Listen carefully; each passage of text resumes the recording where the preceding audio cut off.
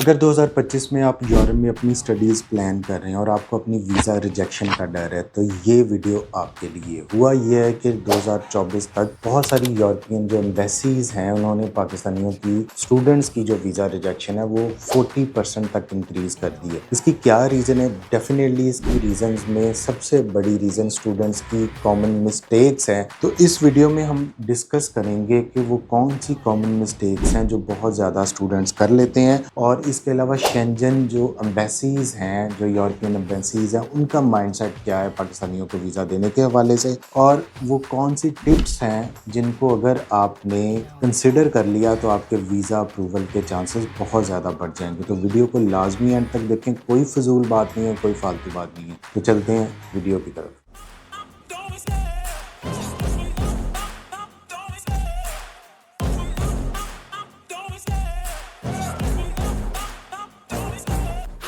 जी, video शुरू करने से पहले ये बता दूं कि वीडियो के नीचे हर कमेंट का मैं खुद रिप्लाई करता हूं। अगर आप हमारे इस वीडियो के ऊपर जो नंबर दिया हुआ है, इस पे हमें रब्ता करना चाहते हैं तो आप ऑफिस टाइमिंग में रब्ता करें, ठीक है। 11 से 6 बजे तक हमारी ऑफिस टाइमिंग है। इसके अलावा भी हमारी टीम आपको ऑफ टाइम में भी रिप्लाई कर देगी, ठीक है। हमेशा बात याद रखें कि टेक्स्ट मैसेज करें, व्हाट्सएप पे टेक्स्ट मैसेज करेंगे, अपनी डिटेल लिखेंगे कि मैंने इसलिए रब्ता किया, तो टीम आपको रिस्पॉन्स कर देगी। ये वीडियो के शुरू में इसलिए बता रहा हूँ कि फिर आप वीडियो को पूरा देखते नहीं और फिर ये चीज़ें एंड पे क्लियर नहीं होती। अब चलते हैं वीडियो के असल टॉपिक की तरफ। तो सबसे पहली और जो कॉमन मिस्टेक है वो इनकम्प्लीट या गलत डॉक्यूमेंटेशन है जो पाकिस्तानी स्टूडेंट्स करते हैं, ठीक है। उसके Schengen embassies for example Germany हो गई, फ्रांस हो गया, इटली हो गया, स्पेन हो गया, फिनलैंड हो गया, स्वीडन हो गया, ये स्पेसिफिकली डॉक्यूमेंट्स के हवाले से बहुत ज़्यादा स्ट्रिक्ट है। इनको बहुत क्लियर डॉक्यूमेंट्स चाहिए होते हैं। मैं अब आपको एग्जांपल्स देता हूँ कि कौन से डॉक्यूमेंट जो हैं वो नॉर्मली स्टूडेंट जो हैं वो मिस्टेक करते हैं। फॉर एग्जांपल जर्मनी के हवाले से ब्लॉक अमाउंट का प्रॉपर प्रूफ ना देना, सिर्फ ये यहाँ से पैसे सबमिट कर देते हैं और कह देते हैं जी हमने ब्लॉक अमाउंट जमा करवा दी, वहां से ब्लॉक अमाउंट की कंफर्मेशन आपके पास होना चाहिए। फेक बैंक स्टेटमेंट्स, पाकिस्तान में आपको पता है कि सबसे ज्यादा डॉक्यूमेंट्स का जो है वो हेर फेर होती है, तो इस हवाले से इसको वेटिंग बोलते हैं। तो पाकिस्तान में सबसे ज्यादा जो है वो डॉक्यूमेंट्स के हवाले से हेर फेर होती है। तो इसमें बहुत सारे कंट्रीज हमारे डॉक्यूमेंट्स को उनको ऑथेंटिकेशन पे अगेन रीचेक करना पड़ता है, तो बैंक स्टेटमेंट फेक लगा देते हैं। एकेडमिक ट्रांसक्रिप्ट्स में एरर होता है आपकी यूनिवर्सिटीज़ में। मैं ऐसे भी बच्चों के ट्रांसक्रिप्ट्स देखे हैं जिसमें फादर नेम में एरर है, जिसमें आपके एकेडमिक ट्रांसक्रिप्ट्स क्लियर नहीं है, उनकी प्रिंटिंग क्लियर नहीं है, वो डाउटी हैं, ठीक है। तो ये एक बड़ा प्रॉब्लम है। फिर इसके अलावा इंश्योरेंस प्रूफ मिसिंग, कि आपने अपनी प्रॉपर हेल्थ इंश्योरेंस जो कंपनीज रिक्वायर्ड हैं फॉर एग्जांपल शेंजन वीज़ा के लिए जो उनके पैनल पे हैं, उसकी नहीं आप लोगों ने प्रॉपर हेल्थ इंश्योरेंस लगाई। तो ये कुछ एक जनरल मैंने आपको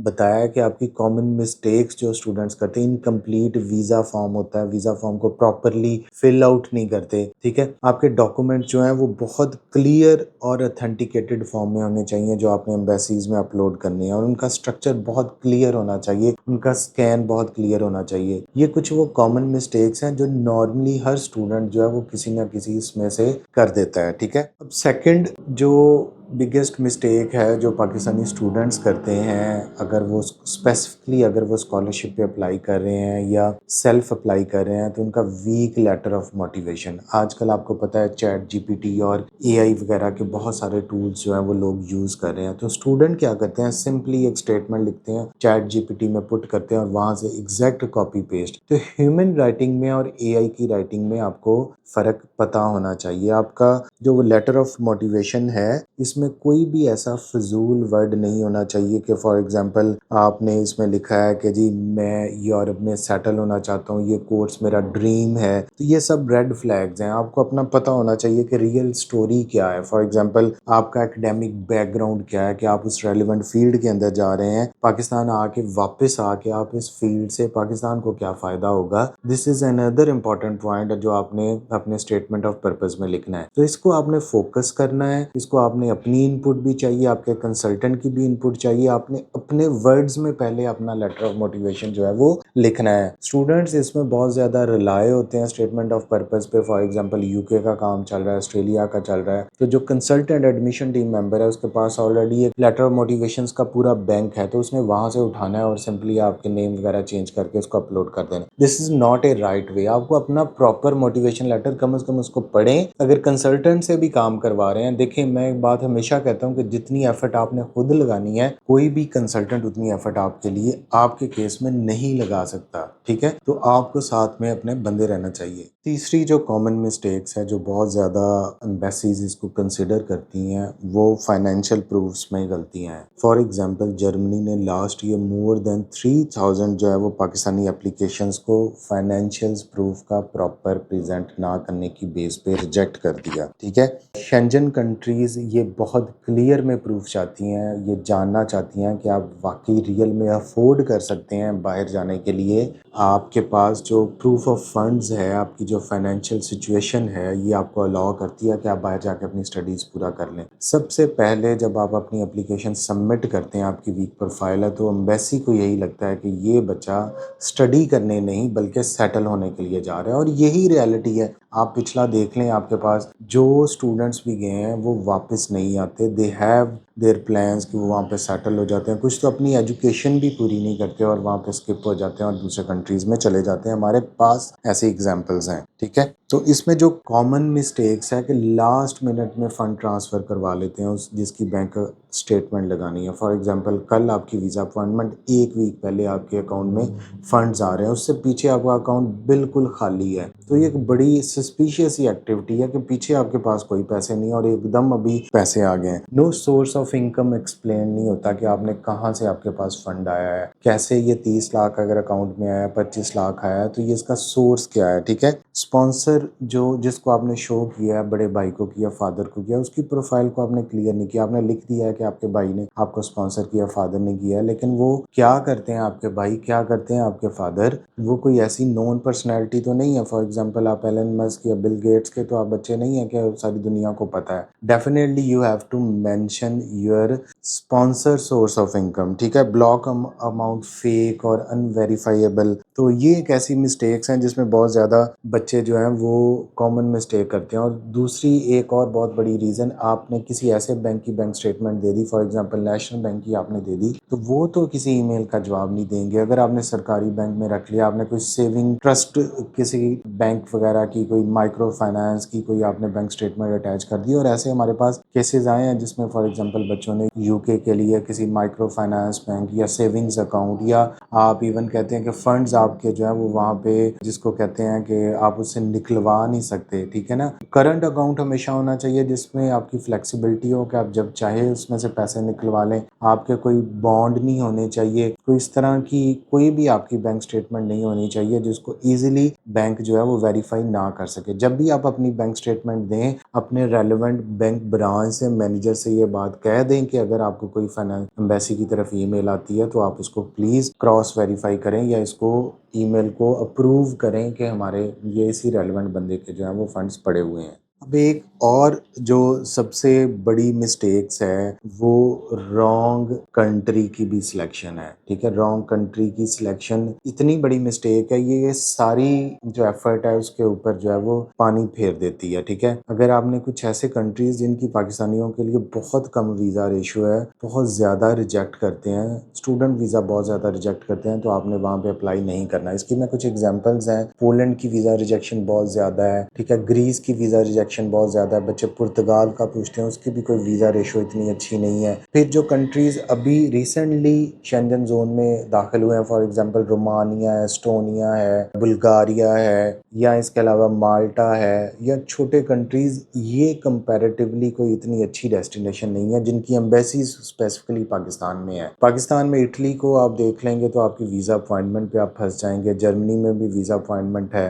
तो जो एम्बेसीज अब फॉर एग्जांपल बड़ी खुशी की बात है कि स्वीडन की एम्बेसी वापस आ गई है, तो बहुत अच्छी उनकी वीज़ा रेशो रही है। ऑस्ट्रिया की वीज़ा रेशो बहुत अच्छी है, जर्मनी की वीज़ा रेशो अच्छी है अगर आप वहाँ पे चले जाएँ एम्बेसी में। फिर आपके पास फ्रांस की वीज़ा रेशो अच्छी है। आपकी सारी चीज़ें क्लियर हैं तो फ्रांस की वीज़ा रेशो बुरी नहीं है। बच्चे इस पर कमेंट करते हैं जी फ्रांस की वीज़ा रेशो बुरी, ऐसा कुछ नहीं है। बेल्जियम की वीज़ा रेशो अच्छी है। फिर जो आउट ऑफ एम्बेसीज हैं पाकिस्तान से बाहर, उसमें लिथुआनिया की वीज़ा रेशो 100% है। हमारे ऑफिस से एक सिंगल रिजेक्शन भी नहीं है। लेटविया की वीज़ा रेशो बहुत अच्छी है। तो आपने इन चीज़ों को देखना है कि भाई कहाँ पे मैं अप्लाई कर रहा हूँ, किस कंट्री को चूज़ कर रहा हूँ। एस्टोनिया की भी वीज़ा रेशो अच्छी है। तो ऐसे कंट्रीज़ की सिलेक्शन बहुत इंपॉर्टेंट है आपके स्टडी वीज़ा के हवाले से। स्पेन की भी वीज़ा रेशो अच्छी है, स्पेसिफिकली अगर आप मास्टर्स के लिए हैं या आप किसी पब्लिक यूनिवर्सिटीज़ में जा रहे हैं, तो ये बहुत इंपॉर्टेंट फैक्टर है। अब जो पांचवा इंपॉर्टेंट फैक्टर है कि आपका कंसल्टेंट, आपने राइट कंसल्टेंट की सिलेक्शन। मैं बार बार इस पर पहले भी फोकस कर चुका हूँ। कंसल्टेंट सिर्फ अपने पैसों के लालच में आपको अप्लाई कर देते हैं ऐसी लो रैंक यूनिवर्सिटीज़ में जिनकी आपकी प्रोफाइल अच्छी भी है, आप एलिजिबल भी हैं कि आप पब्लिक यूनिवर्सिटीज़ में चले जाएंगे, लेकिन वो फिर भी आपको ऐसी यूनिवर्सिटीज़ में भेज देते हैं जहाँ से उनको कमीशन की परसेंटेज ज़्यादा हो।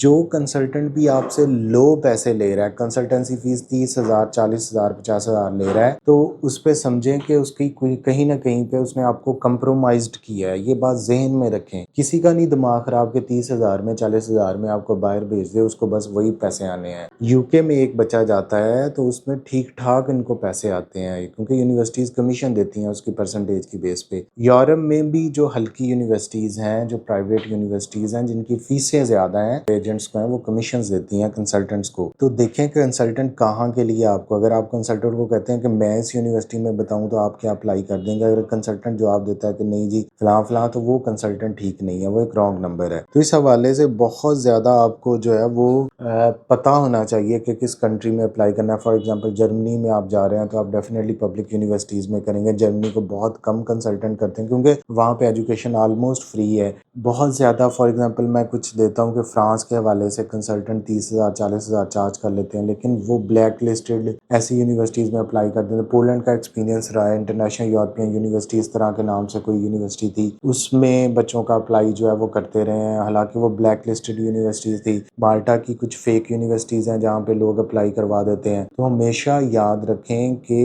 अथेंटिक और राइट यूनिवर्सिटीज़ में जो कंसल्टेंट आपका केस करते हैं, एक्सपीरियंस्ड हैं, उनको आपने चूज़ करना है। ठीक है, तो इस चीज़ को बहुत ज़रूरी समझना है कि आपका कंसल्टेंट आपको कहाँ पे आपकी प्रोफाइल के अकॉर्डिंगली फिट कर रहा है। अगर वो सिर्फ अपनी चॉइस के अकॉर्डिंगली आपको भेज रहा है, अपनी एक आधी यूनिवर्सिटी में भेज रहा है, तो वो सही नहीं है। अब नंबर 5 पे जो है वो आपका वीक स्टडी प्लान है। यूरोप की एम्बेसीज जब भी आप इंटरव्यू के लिए जाते हैं वो आपको स्टूडेंट नहीं, वो उसका आपको इमिग्रेंट समझती हैं। ठीक है, उनको पता है कि आपका मकसद वहाँ पे सेटल होना है, एजुकेशन नहीं है। इसलिए आपका स्टडी प्लान बहुत क्लियर होना चाहिए। प्लान में ये क्लियर होना चाहिए कि आपने यूरोप को क्यों चूज़ किया, आप क्यों नहीं आपने यूके को चूज़ किया, ऑस्ट्रेलिया को क्यों नहीं चूज़ किया, यूएसए को क्यों नहीं चूज़ किया। ठीक है, आप पाकिस्तान में क्या करेंगे आफ्टर ग्रेजुएशन। अगर आप बाहर से कर आते हैं तो आप पाकिस्तान आकर क्या करेंगे। आपने मास्टर्स बाहर से किया है तो वापस आके इसका क्या फ़ायदा होगा, अगर आपने यहाँ से क्यों नहीं किया। ठीक है, और आपके कैरियर गोल्स क्या हैं, आपकी पाकिस्तान के साथ टाइज़ क्या हैं, क्या आपकी पाकिस्तान में फैमिली है जिसको आपने आके देखना है। ऐसा तो नहीं कि यहाँ पे कोई बंदा नहीं है, आप अकलौते हैं, छड़े जान है और अब बाहर चले जा रहे हैं, तो पीछे आपका कोई आपके लिए दरवाज़ा ही नहीं खुला, तो उस सूरत में एम्बेसीज आपको वीज़ा नहीं देंगी। तो जितनी रियल स्टोरी होगी, जितना इसको